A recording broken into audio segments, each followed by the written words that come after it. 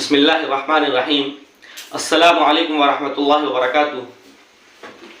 आज मैं फिर आपके सामने एक बहुत ही अहम मसला लेकर हाजिर हुआ हूँ। वो अक्सर सवाल पूछा जाता है कि हमें ये मालूम है कि अगर किसी की आमदनी हराम है, अगर वो हमें दावत दे तो क्या उसके यहाँ खाना खाने जा सकते हैं, उसकी दावत को कबूल कर सकते हैं या नहीं। ये बहुत आम तौर पर आजकल इतना ज़्यादा हराम कमाई का इतना ज़्यादा रिवाज हो गया है कि हर आदमी बिल्कुल हलाल हराम की कोई तमीज़ नहीं रह गई है।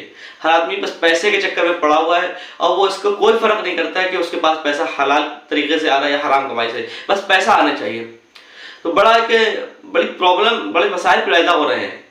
तो हम लोग के लिए भी एक मसला पैदा हो गया कि अब ऐसे आदमी के यहाँ खाना खाया जाए या नहीं।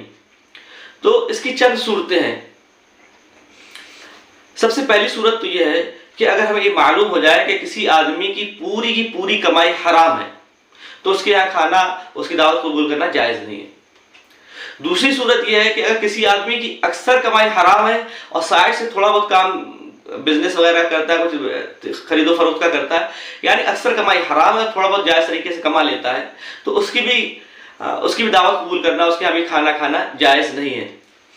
तीसरी सूरत यह है कि अगर किसी आदमी की अक्सर कमाई हलाल है, वो बिजनेस करता है, सारे हलाल तरीके से कमाता है, लेकिन साइड से कुछ हराम काम भी है, जुआ वगैरह भी खेलता है, उससे भी उसका पैसा कुछ आता है, सट्टा लगाता है, उससे भी कुछ पैसा इनकम आता है, हराम तरीके से भी उसकी कुछ इनकम होती है। तो ऐसी सूरत में अगर अक्सर कमाई हलाल है तो उसकी दावत कबूल कर सकते हैं, लेकिन उलमा किराम को उससे बचना चाहिए। चौथी सूरत जो सबसे ज़्यादा कन्फ्यूज़न की है और लोगों को तशवीश में मुब्तला करती है, वो ये कि अगर किसी आदमी की कमाई आधी हलाल है और आधी हराम है, यानी अगर वो 10,000 इनकम है उसकी, तो 5,000 हराम कमाई से आता है, 5,000 हलाल कमाई से आता है। तो ऐसी सूरत में क्या करना चाहिए? तो ऐसी सूरत में अवाम के लिए तो गुंजाइश निकलती है, अवाम के लिए तो जायज़ है कि उसके यहाँ की दावत कबूल कर ले, और अवाम के पास उज़्र भी है कि भाई हम तो उसकी वो दावत खा रहे हैं जो उसकी हलाल कमाई से है। लेकिन उलमा किराम को और अइम्मा किराम को, जो दीन के रहबर है, दीन के रहनुमा है, उनको ऐसी मजलिस में जाने से और उस आदमी की दावत कबूल करने से बचना चाहिए। क्यों?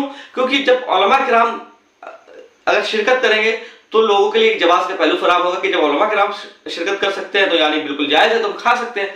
लेकिन जब उलमा किराम अगर शिरकत नहीं करेंगे और उसकी दावत कबूल नहीं करेंगे तो उसके दिल में ये एहसास होगा, आम आदमी तो आ गए, आम लोग आ गए, लेकिन उलमा किराम नहीं आए और अइम्मा किराम नहीं आए, फला मौलाना साहब नहीं आए। अगर किसी की बात का उलमा किराम की बात की वैल्यू होती, वजन होता है, तो उसको दिल में एहसास हो सकता है उसी एहसास शर्मिंदगी की वजह से वो तौबा तायब कर ले और आइंदा न करने का, हराम कमाई को छोड़ने का की कसम खा ले कि आइंदा हराम काम नहीं करेंगे। तो ये उसी वक्त मुमकिन है जब उलमा किराम और अइम्मा किराम इसका बाइकाट करें और उसकी दावत को कबूल करने से बचें, उस वक्त जबकि उसकी कमाई आधी हलाल आधी हराम हो। एक सूरत और होती है कि आदमी की अक्सर कमाई हराम है, लेकिन वो दावत करता है, लोगों को बुलाता है, अवाम को भी बुलाता है और उलमा किराम को भी बुलाता है और हुफ़ाज़ किराम को भी बुलाता है और तमाम अइम्मा किराम को भी बुलाता है, और वो ये कसम खा के कहता है, उसकी अक्सर कमाई हराम है, लेकिन वो कसम खा कर कहता है कि मैं जो आपकी दावत कर रहा हूँ, आपको जो खाना खिला रहा हूँ, ये बिल्कुल हलाल तरीके से कमाया है, हलाल पैसे का है। तो अवाम के लिए तो जायज़ है कि वो, क्योंकि वो बात कह रहा है तो उसकी बात मानी जाए, लेकिन उलमा किराम को फिर भी बचना चाहिए और उसकी दावत को कबूल नहीं करना चाहिए कि हम तुम्हारी दावत कबूल नहीं करेंगे क्योंकि तुम हराम कमाई भी कमाते हो। अगर हम चले गए तो किसी को क्या पता कि हम उसकी हलाल कमाई की खा रहे हैं या हराम कमाई की खा रहे हैं। आदमी तो ये कहेगा कि वो हराम कमाई है उसकी, और उलमा किराम भी उसकी दावत कबूल करते हैं। तो इसलिए उलमा किराम के लिए भी उसकी दावत में कबूल करना, उसकी दावत खाना जायज़ नहीं है, मुनासिब नहीं है। जायज़ क्या बल्कि मुनासिब नहीं है।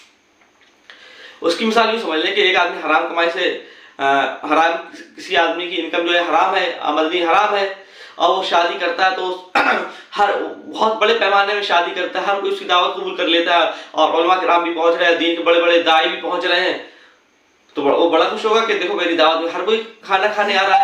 लेकिन जब उसकी दावत उलमा किराम कबूल नहीं करेंगे और बड़े बड़े रहबर दीन के जो रहनुमाई करने वाले हैं वो कबूल नहीं करेंगे, तो मतलब मिसाल तो अक्सर लोगों ने उसकी दावत कबूल नहीं की, कौम के जो मुआशरे में बाइज्जत लोग हैं, जिनकी समाज में वैल्यू है, वो लोग कबूल नहीं करेंगे, तो उसके दिल में एहसास पैदा होगा, शर्मिंदगी होगी, और लोग उसको ताना मारेंगे कि देखो तुम्हारी कमाई हराम की है, देखो फला मौलाना साहब ने शिरकत नहीं की, वो फला मौलाना इतने बड़े मौलाना है, वो तुम्हारी दावत में उन्होंने कबूल नहीं की। तो हमारे उलमा किराम जो दीन के दाई हैं, रहबर हैं, अगर वो दावत को कबूल नहीं करेंगे तो एक इससे अच्छा असर पड़ेगा।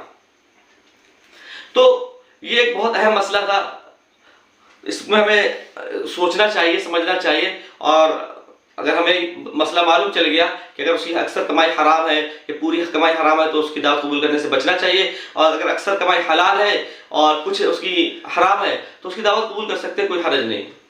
लेकिन उलमा किराम को उसकी दावत कबूल करने से एहतियात करना चाहिए। फ़कत वस्सलाम।